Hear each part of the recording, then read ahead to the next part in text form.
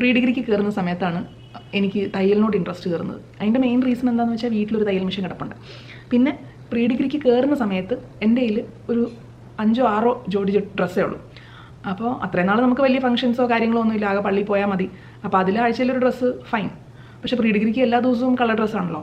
അപ്പോൾ ഞാൻ വിചാരിച്ചത് മതിയായിരിക്കും. പക്ഷേ കോളേജിൽ കയറി ചെന്ന് കഴിഞ്ഞപ്പോഴാണ് എനിക്ക് മനസ്സിലായത് എല്ലാവരുടെയും കയ്യിൽ എന്താണ് 1 മാസം 2 മാസം ഇട്ട് കഴിഞ്ഞാലും തീരാത്ത ഡ്രസ്സുണ്ട്. അപ്പോൾ നമുക്കതിൻ്റെ മുന്നിൽ പിടിച്ചിരിക്കാൻ പറ്റുന്നില്ല.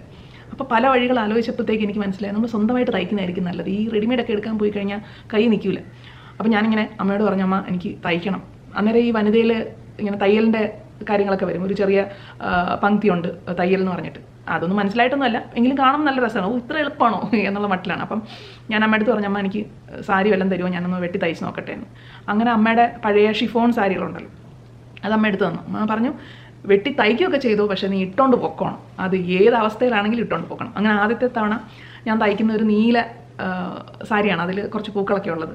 അത് തയ്ച്ച് ഒരു എന്താണ് ചുരിദാറിൻ്റെ ഒരു ടോപ്പ് പോർഷൻ്റെ ഒരു അവസ്ഥയിലൊക്കെ എത്തിച്ചെങ്കിലും കഴുത്ത് നമുക്ക് തയ്ക്കാൻ അറിയത്തില്ല, അല്ലെങ്കിൽ മടക്കി അടിക്കാൻ ഒന്നും അറിയത്തില്ല. അത് ഒരു വിധത്തിൽ ഞാൻ ഇങ്ങനെ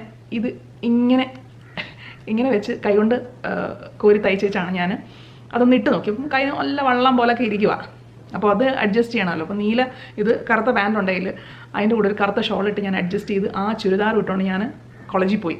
എന്നിട്ട് ഞാൻ എല്ലാവരോടും പറഞ്ഞു, ഇത് ഞാൻ തയ്ച്ചതാണ്. അപ്പം അത് ഭയങ്കര ഒരു എന്താണ് ഒരു വിധത്തിൽ സെറ്റാണ്. പക്ഷേ ബസ്സിലൊക്കെ കയറി കഴിഞ്ഞാൽ കൈയൊന്നും പോക്കാൻ പറ്റത്തില്ല, അത് എന്തോ ഒരു പ്രശ്നമുണ്ട്.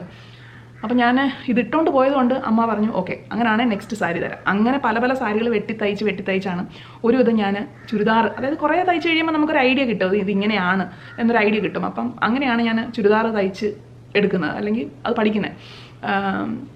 പിന്നെ കൈ റെഡിമെയ്ഡ് ആയിട്ടുള്ള ഡ്രസ്സുകളുടെ കൈയൊക്കെ അഴിച്ച് നോക്കിയപ്പോൾ ഒക്കെ കൈ വെട്ടുന്ന രീതി ഇങ്ങനെയാണ്, കൈയുടെ അവിടെ ഒരു ചുളിവൊക്കെ വരുന്നത്. അപ്പോൾ കൈയുടെ രീതി അങ്ങനെയാണെന്നൊക്കെ മനസ്സിലായി. അതിനുശേഷമാണ് പ്രീ ഡിഗ്രി സമയത്താണ് നമുക്ക് സാരി ഉടുക്കാനുള്ളൊരു അവസരം. എനിക്ക് ഓണത്തിൻ്റെ സമയത്തോ അങ്ങനെ കണ്ടാണ്, ഓണം ക്രിസ്മസ് ആ ടൈമിലൊക്കെ നമുക്ക് സാരി ഉടുത്തോണ്ട് പോകാമല്ലോ, അല്ലെങ്കിൽ ഉടുക്കാം. അപ്പോൾ അന്ന് ഉടുക്കാം എന്നുള്ള ഇത് വന്നപ്പം സാരിക്ക് എന്തോ ചെയ്യും. അങ്ങനെ നോക്കിയപ്പം അമ്മയുടെ കയ്യിലൊരിക്കുന്ന ഒരു സാരി ബ്ലൗസ് എനിക്ക് നല്ല പാകമാണ്, ഇട്ട് കഴിഞ്ഞാൽ വലിയ പ്രശ്നമില്ല, ചെറിയൊരു വണ്ണത്തിൻ്റെ ഒരു ബുദ്ധിമുട്ടേ ഉള്ളൂ. അപ്പോൾ ഞാൻ എന്ത് ചെയ്തെന്ന് വെച്ച് കഴിഞ്ഞാൽ ആ പെർഫെക്റ്റ് ആയിരിക്കുന്ന ബ്ലൗസാണ്, അത് കംപ്ലീറ്റ് ഞാൻ അഴിച്ചെടുത്തു. അത് അഴിച്ച് അതിൻ്റെ സീം അലവൻസ് ഉൾപ്പെടെയുള്ള കാര്യങ്ങളൊക്കെ മനസ്സിലാക്കി കംപ്ലീറ്റ് അഴിച്ച് നല്ലോണം അത് തേച്ചിട്ട് എൻ്റെ കയ്യിലുണ്ടായിരുന്നൊരു ചാർട്ട് പേപ്പറിൽ അതുപോലെ വരച്ചെടുത്തു. ഡാർട്ടും അതൊരു 3 ഡാർട്ട് ബ്ലൗസായിരുന്നു, അത് ഡാർട്ടൊക്കെ കൃത്യമായിട്ട് വരച്ച് എടുത്തിട്ട് ഇത് വെച്ച് ഞാൻ വേറൊരു ബ്ലൗസ് തയ്ച്ചു. ഒരുവിധം ഒത്തു എന്ന് പറയാം. എന്നാലും അപാര ധൈര്യമാണ്. വേറെ ബ്ലൗസ് തയ്ച്ചത് കറക്റ്റ് പുതിയൊരു സാരി വാങ്ങിച്ചിട്ട് ആ സാരിയിലെ ബ്ലൗസ് എടുത്ത് തന്നെയാണ് ഞാൻ വെട്ടിയത്. അല്ല പ്രത്യേകിച്ച് അതിനൊരു ട്രയൽ റൺ ഒന്നും നടത്തിയില്ല. നേരെ നമ്മുടെ ഭയങ്കര കോൺഫിഡൻസ് ആയിരുന്നു, നേരെ നമ്മുടെ ആ പുതിയ ഇതിൽ തന്നെ ഞാൻ വെട്ടി തയ്ച്ചു. അത്യാവശ്യം വലിയ കുഴപ്പമില്ലാതെ വന്നു. പിന്നെ ഞാൻ ആ ഒരു സാരി തന്നെ കുറേ നാൾ യൂസ് ചെയ്തതിന് ശേഷമാണ് അടുത്തടുത്ത പരിപാടികളൊക്കെ. അപ്പോൾ ഇങ്ങനെ ഒരു ഐഡിയ വെച്ചിട്ടാണ് നമ്മൾ ഓരോ കാര്യങ്ങൾ പഠിക്കുന്നത്. അന്നേരം നമുക്ക് വേറെ ഒരു ഓപ്ഷനും ഇല്ല. ഇപ്പം നമുക്ക് യൂട്യൂബിലൊക്കെ ഒത്തിരി ട്യൂട്ടോറിയൽസ് ഉണ്ട്. പക്ഷേ അന്ന് ഞാൻ 10th പാസ്സാവുന്ന 99ലാണ്.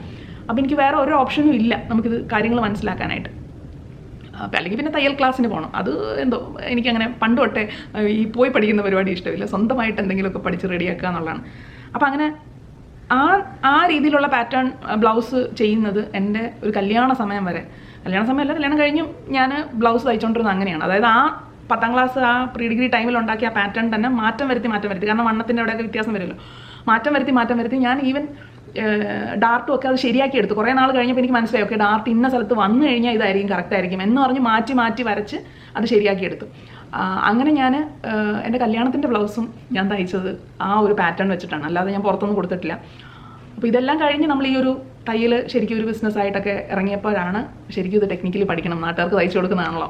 അങ്ങനെ ആ സമയത്ത് യൂട്യൂബ് ഉണ്ടായിരുന്നു, കുറേയൊക്കെ യൂട്യൂബ് നോക്കി മനസ്സിലാക്കി. പിന്നെ അല്ലാണ്ട് കോഴ്സുകളൊക്കെ ഉണ്ട്. അപ്പം ഓൺലൈൻ കോഴ്സൊക്കെ എടുത്തു കഴിഞ്ഞപ്പോഴത്തേക്ക് എനിക്കൊരു ഐഡിയ കിട്ടും എപ്പോഴാണ് കറക്റ്റായിട്ട് എന്താണ് ഡാർട്ട് എവിടെ എങ്ങനെ എപ്പോൾ ഇടണം എന്നൊക്കെയുള്ള കാര്യങ്ങൾ. ഈവൻ ചുരിദാറിനാണെങ്കിലും ബ്ലൗസിനാണെങ്കിലും ഒക്കെ എങ്ങനെ ചെയ്യണം, ഒരു പാറ്റേൺ കണ്ട എങ്ങനെ ചെയ്യണം എന്നൊക്കെയുള്ള ഐഡിയ വന്നത് ഇപ്പോഴാണ്.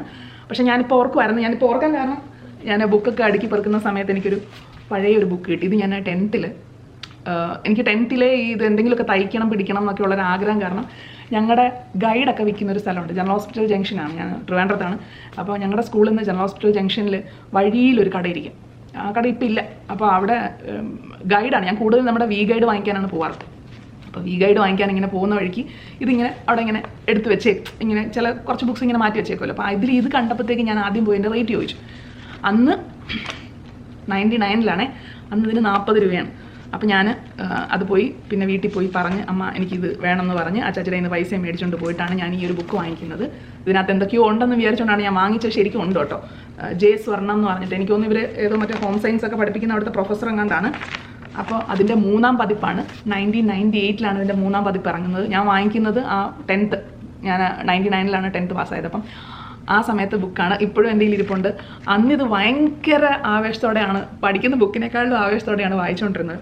അപ്പോൾ ഇതിൽ കുറേ കാര്യങ്ങളൊക്കെ എനിക്ക് അന്ന് മനസ്സിലായിട്ടില്ലായിരുന്നു, സംഭവം എന്താണെന്നുള്ളത്. സീം, പിന്നെ പേപ്പർ പാറ്റേൺ എന്നൊക്കെ പറയുമ്പോൾ എന്ത് സംഭവം എന്നൊന്നും മനസ്സിലാവുന്നില്ല. പക്ഷേ ഒരുവിധം ഐഡിയ കിട്ടി, ഓക്കെ എങ്ങനെയാണ് എന്നുള്ളത്. എങ്കിൽ പോലും നമ്മൾ ഡ്രാഫ്റ്റ് ചെയ്യേണ്ട പരിപാടികളൊന്നും ഇതിനകത്തില്ല. എങ്ങനെ തയ്ക്കാം എന്നുള്ളത് മാത്രമേ ഉള്ളൂ, എങ്ങനെ ഡ്രാഫ്റ്റ് ചെയ്യാം എന്നുള്ളതില്ല. കുറേ ഇപ്പോഴത്തെ ഫാഷൻ ഡിസൈനിങ്ങിൻ്റെ കുറേ അധികം പോർഷൻസ് ഇതിനകത്തുണ്ട്. പിന്നെ കൂടുതൽ എംബ്രോയിഡറി, തയ്യലും കാര്യങ്ങളൊക്കെയാണ്. അപ്പം ജസ്റ്റ് ഇത് കണ്ടപ്പോൾ ഇതൊന്ന് ഓർത്തു ഒന്ന് ഷെയർ ചെയ്യാമെന്ന് കരുതി. ബൈ.